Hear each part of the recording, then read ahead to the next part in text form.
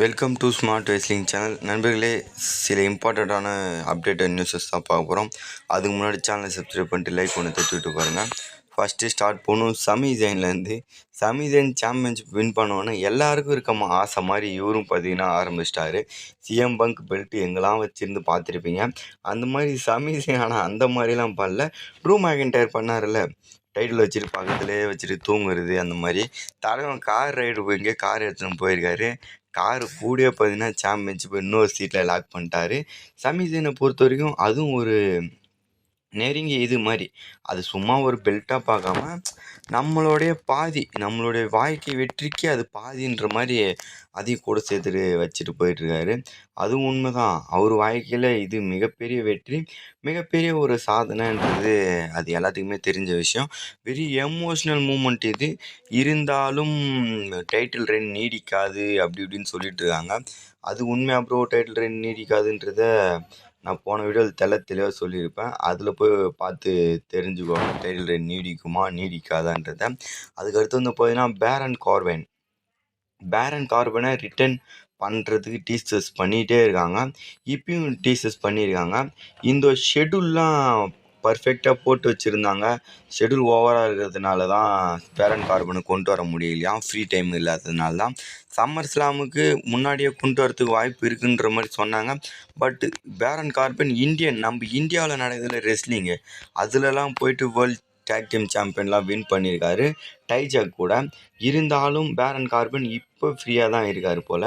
சம்மர்ஸ்லாம் முடிஞ்சு இந்த ஸ்டோரிலாம் முடிஞ்சிட்டு புது ஸ்டோரி ஸ்டார்ட் பண்ணுவாங்கள்ல, அங்கே பேரன் கார்பனை ரிட்டர்ன் பண்ணுறதுக்கு பாசிபிலிட்டி இருக்குது. இன்னமும் சரி, இந்த டேன் ஹவுசன் ஏதோ கண்டுபிடிக்கிறாரு, அது கூட பேரன் கார்பனாக இருக்கிறதுக்கு வாய்ப்பு இருக்குதுன்னு சொல்லிகிட்டே தான் இருக்காங்க. ஏன்னா அதில் இருந்த கூட பேரன் கார்பன் இந்த ஈகிள் கேரக்டரு பண்ணலான்ற மாதிரி சொல்லியிருக்காங்க. பார்க்கலாம். பேரன் கார்பனுக்கு செகண்ட் சான்ஸ், தேர்டு சான்ஸ்ன்னு நினைக்கிறேன், 3வது சான்ஸ் கிடைக்க போகுது. அதுக்கடுத்து மிகப்பெரிய ரைவல்ரிக்கு வருவோம். ரோமன் ரெயின்ஸ் செத் ராலின்ஸ் மேட்சை அஃபிஷியல் பண்ணிட்டாங்க. போன இதில் சொல்லியிருப்பேன், மேட்ச் அஃபிஷியல் பண்ணதும் எதுக்கு பண்ணாங்க, என்ன பண்ணணும், சம்மர் ஸ்லாமில் சாம்பியன்ஷிப் மேட்ச்சு. ஆனால் செத் ராலின்ஸ் ஒரு வார்த்தை சொல்லியிருப்பார் பார்த்தீங்களா, இந்த மேட்ச் ஸ்டோரிக்கான ஹைப்பு எல்லாம் எமோஷ்னல் எல்லாமே அட்டாக் பண்ணிடுச்சு. என்னன்னு கேட்டிங்கன்னா, லாஸ்ட் டைம்னு சொல்லியிருப்பார். இதுக்கு என்ன ப்ரோ அர்த்தம் கேட்டிங்கன்னா, இதுக்கப்புறம் ரோமன் செத்து எப்பயுமே பார்க்க முடியாது அப்படிதான்றது தான் அர்த்தம். லாஸ்ட் டைம்னா இதுக்கப்புறம் கடைசிடா உனக்கு எனக்கும் மேட்ச் இருக்காதுன்ற மாதிரி சொல்லியிருக்காரு. ஏன்னா ரோமன் ரெயின்ஸு 2 வருஷத்தில் ரிட்டையர் ஆகிடுவார், செத் ராலின்ஸும் 2-3 வருஷத்தில் ரிட்டையர் ஆகிடுவார். இருந்தாலும் இந்த 2-3 வருஷத்தில் நம்ம இதுக்கப்புறம் மோதிக்க வேணாம், கடைசியாக இருக்கட்டும்ன்ற மாதிரி சொல்லியிருக்காரு. நீயா நானான்னு பார்த்துக்கலான்ற மாதிரி இருக்குது. செத் ராலின்ஸ் 6 வச்சுருக்காரு போல் வின்னு, ரோமன் ரெயின்ஸ் 5 வச்சுருக்காரு போல். இதில் ஈக்குவல் பண்ணணுன்னா ரோமன் ரெயின்ஸ் இந்த டைம் ஜெயிக்கணும். அவர் ஜெயிக்கிறதுக்கு தான் பாசிபிலிட்டியும் இருக்குது, பார்க்கலாம். இருந்தாலும் செத் ராலின்ஸ் கிட்ட கொஞ்சம் கஷ்டம்தான். செத் ராலின்ஸு மொமெண்டத்தை க்ரியேட் பண்ணுவார். தனியாக இருந்தாலும் எவ்வளோ பெரிய இதாக இருந்தாலும் பீட் பண்ணி தனியாக இந்த பக்கம் கொண்டு வந்துடுவார். யாருமே எதிர்பார்த்துருக்க மாட்டாங்க பிரான் பிரேக்கர்லாம் பீட் பண்ணுவார். ஆனால் பிரான் பிரேக்கரை அசால்ட்டாக பீட் பண்ணி அந்த ஸ்டோரியை ஃபினிஷ்டு பண்ணிட்டாங்க. இதுக்கப்புறம் அவங்க தொல்லை இருக்கார், விஷன் டீமோட தொல்லை செத் ராலின்ஸுக்கு இல்லைன்ற மாதிரி தான் இருக்குது. அதுக்கடுத்து வந்து பார்த்திங்கன்னா, சிஎம் பங்க் விசஸ் கோடி rose summer slam. CM bunk கிட்ட இப்போ சாம்பியன்ஷிப் இல்லை, கோடிக்கிட்டேயும் சாம்பியன்ஷிப் இல்லை.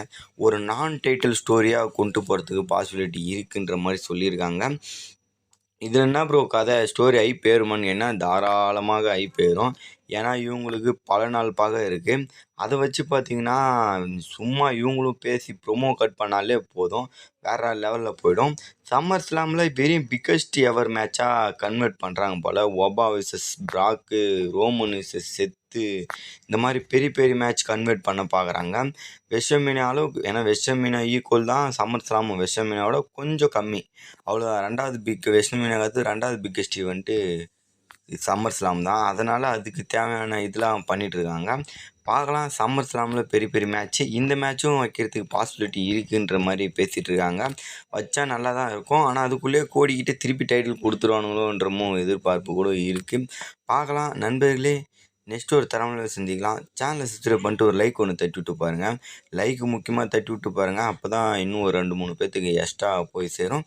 எனக்கு கொஞ்சம் வீடியோ போட மோட்டிவேஷனாக இருக்கும். Bye bye guys.